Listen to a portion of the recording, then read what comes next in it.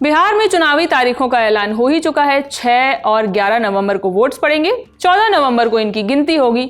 इसके साथ ही election commission ने इलेक्टोरल रोल्स का SIR का प्रोसेस भी खत्म कर दिया है, इसे बंद कर दिया है। SIR के दौरान खूब हल्ला कटा था, खबरें आई थी कि किसी का नाम जुड़ा है, किसी का नहीं, किसी के साथ कुछ हुआ है।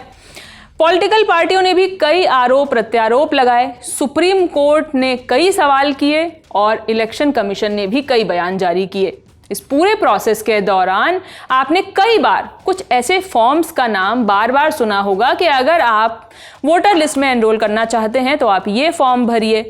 तो इलेक्शन कमीशन ने लोगों से वोटर लिस्ट में अगर किसी को अपना नाम जुड़वाना है, हटवाना है या सुधरवाने के लिए अलग अलग फॉर्म्स का इस्तेमाल करने के लिए कहा था और बताया था कि इन फॉर्म्स को आप इलेक्शन कमीशन की वेबसाइट्स पे जाके डाउनलोड करके आप वहां से इसका इस्तेमाल कर सकते हैं या फिर बूथ लेवल अधिकारी यानी जो BLO है वहां से ले सकते हैं। तो और इस वीडियो में हम आपको बताएंगे कि इलेक्शन कमीशन ने किन किन फॉर्म्स के बारे में जनता को बताया था और ये फॉर्म कौन से हैं और किस काम आते हैं। तो चलिए शुरू करते हैं। सबसे पहले बात करते हैं फॉर्म 6 की। तो ये कहाँ इस्तेमाल होता है? फॉर्म 6 नए मतदाताओं के नाम जोड़ने के लिए इस्तेमाल होता है, माने जो फर्स्ट टाइम वोटर्स हैं वो इसका इस्तेमाल कर सकते हैं या फिर वो वोटर्स इसका इस्तेमाल कर सकते हैं जो अपनी मौजूदा कॉन्स्टिट्यूएंसी से किसी दूसरी कॉन्स्टिट्यूएंसी में गए हैं, वहाँ उनको नाम जुड़वाना है, वो इस फॉर्म 6 का इस्तेमाल कर सकते हैं। दूसरा फॉर्म है फॉर्म 6A, माने इसका इस्तेमाल ओवरसीज वोटर्स के रूप में एनरोलमेंट के लिए किया जाता है। इसके लिए भारत का नागरिक होना ज़रूरी है, साथ ही उस इंसान को किसी और देश की नागरिकता हासिल नहीं होनी चाहिए। अब बात फॉर्म 6B की। ये फॉर्म यूज तब होता है जब आपको अपना वोटर ID कार्ड या किसी मतदाता को अपना वोटर ID कार्ड आधार से लिंक कराना हो, तब ये फॉर्म आप इस्तेमाल कर सकते हैं। आप ये फॉर्म NVSP यानी नेशनल वोटर सर्विस पोर्टल से डाउनलोड कर सकते हैं या फिर आप जो वोटर हेल्पलाइन ऐप है वहां से भी इसे डाउनलोड कर सकते हैं।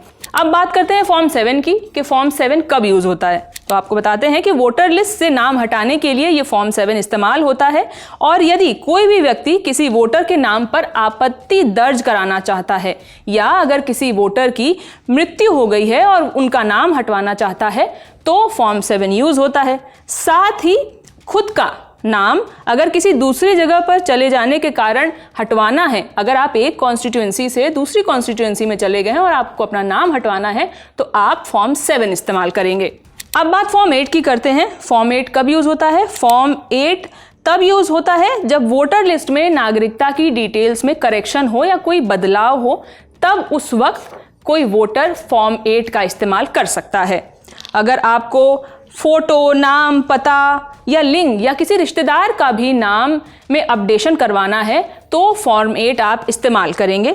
साथ ही अगर एक कॉन्स्टिट्यूएंसी के अंदर आपका घर का पता बदल गया है तो भी आप फॉर्म 8 इस्तेमाल करेंगे। इसके साथ एपिक कार्ड में अगर कोई बदलाव है, आपका नंबर बदला है, तो भी आप फॉर्म 8 का इस्तेमाल करेंगे।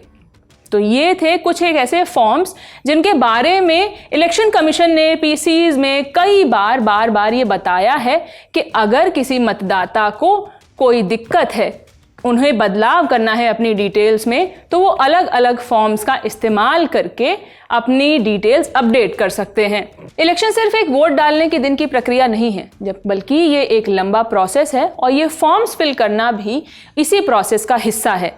इस खबर पर आप क्या सोचते हैं, हमें कमेंट करके ज़रूर बताएं। मैं हूं शिवानी और बने रहिए द ललन टॉक के साथ। शुक्रिया।